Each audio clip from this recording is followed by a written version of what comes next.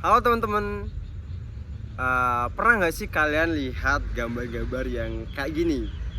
Atau pernah nggak sih kalian mikir kenapa di luar sana banyak orang yang gaya hidupnya itu mewah, sedangkan kita masih gini-gini aja? Maka dari itu kenalin, nama aku Muhammad Arvin Ilham. Aku dari kelas 2F, NIM 235211204. Di sini aku mau bahas soal kesenjangan sosial dan juga kemiskinan di Indonesia. Oke, jadi tunggu apa lagi? Langsung saja kita bahas ini.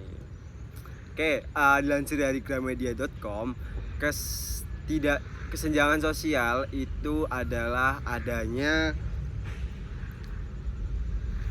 ketidakseimbangan di dalam kehidupan masyarakat. Nah, analoginya itu kayak ada jurang pembatas antara si kaya dan juga si miskin. Hal ini disebabkan oleh beberapa faktor, teman-teman. Salah satunya yaitu ada demografi yang tidak merata, lalu ada juga pendidikan yang tidak merata, dan juga kurangnya lapangan pekerjaan. Nah, contoh kesenjangan sosial di Indonesia itu kayak gini. Orang yang perekonomiannya itu baik, hidupnya lebih terjamin daripada orang yang perekonomiannya kurang. Hal ini menyebabkan kriminalitas tentunya, lalu juga kemiskinan. Nah, kalau kemiskinan itu sendiri yaitu keadaan di mana terjadi ketidakmampuan untuk memenuhi kebutuhan dasar. Oke. Lalu bagaimana kesenjangan sosial dan kemiskinan di Indonesia saat ini? Dilansir dari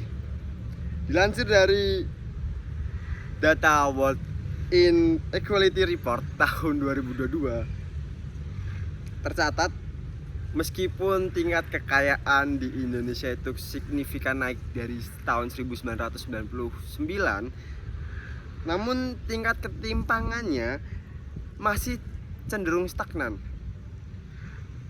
Bayangin rasio kesenjangan pendapatan yang di data dari tahun 2021. Nah, berada di level 1 banding 19. Jadi ibarat pendapatan orang termiskin itu 19 kalinya, pendapatan orang terkaya itu 19 kalinya dari pendapatan si miskin. Itu menurutku itu sangat memperhatikan. Nah, lalu dikutip dari kumparan.com, jadi ada 3 faktor kesenjangan sosial di Indonesia yang menurutku juga perlu dibahas di sini. Yang pertama itu ada faktor kemiskinan. Ya, nggak salah lagi, kemiskinan. Kenapa sih kemiskinan itu bisa terjadi di Indonesia? Yaitu karena adanya upah kerja yang relatif kecil, teman-teman. Nah, hal ini disebabkan oleh sumber daya manusia di Indonesia itu sendiri yang kurang. Skillnya yang kurang, lalu pengetahuannya yang kurang. Nah, hal ini merembet ke faktor yang kedua, yaitu pendidikan. Karena kurangnya pendidikan, sumber daya manusianya juga kurang. Lalu kenapa pendidikan bisa jadi faktor? Coba bayangin, di gaji guru honorer di perkotaan itu bisa mencapai 1 sampai 1,5 juta. Sedangkan gaji guru honorer di pedesaan itu di kisaran 300.000 aja, teman-teman. Hal itu menjadi suatu kekhawatiran bagi para calon-calon yang ingin jadi guru. Nah, untuk mencukupi hidup menjadi guru honorer di pedesaan dengan gaji segitu bakalan jadi pemicu pikir 2 kali dulu deh. Nah, dari situ peminat guru honorer di pedesaan itu turun. Lalu jika sudah begitu, maka siapa lagi yang akan mengajari anak-anak desa untuk belajar? Karena tingkat pendidikan yang tidak merata itu. Jadi faktor pendidikan jadi salah satu faktor yang cemas gitu. Nah, hal ini juga memicu sumber daya manusia yang kurang karenanya pendidikan yang tidak merata tersebut. Yang ketiga itu ada kesehatan, teman-teman. Kesehatan di Indonesia itu cukup memperhatikan faktor kesehatan.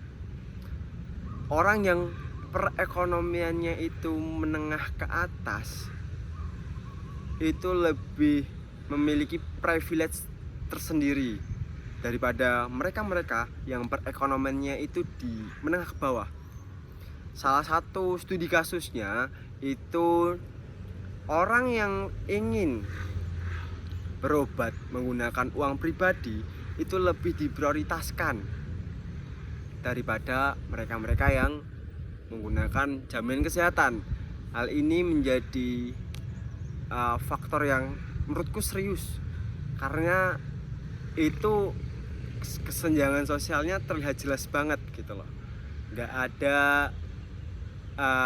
persamaan antara si kaya dan si miskin. Lalu bagaimana solusi untuk kesenjangan dan kemiskinan di Indonesia itu sendiri?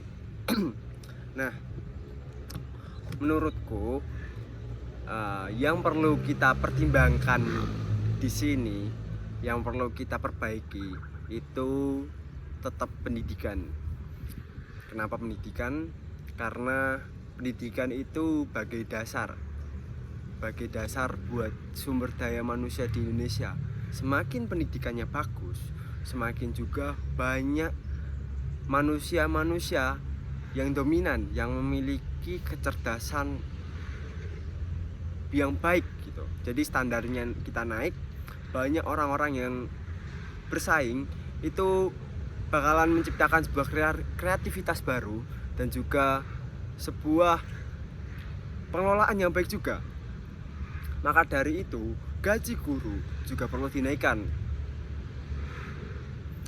Dari sumber daya manusia yang bagus, kita bakalan nyiptain berbagai lapangan pekerjaan yang banyak juga. Dari pendidikan kita sudah bisa mencapai beberapa step by step untuk menjadi Indonesia yang ya minim lah harusnya kesenjangannya bisa turun. Maka dari itu untuk soal kesenjangan sosial dan juga kemiskinan perlu kita evaluasi lagi. Jadi jangan sampai Indonesia itu seperti ini terus, teman-teman. Begitu saja materi tentang kesenjangan sosial dan kemiskinan pada kali kesempatan ini. Saya Arifin undur pamit. Terima kasih. Selamat siang, sore, pagi, dan sampai jumpa lagi. Terima kasih.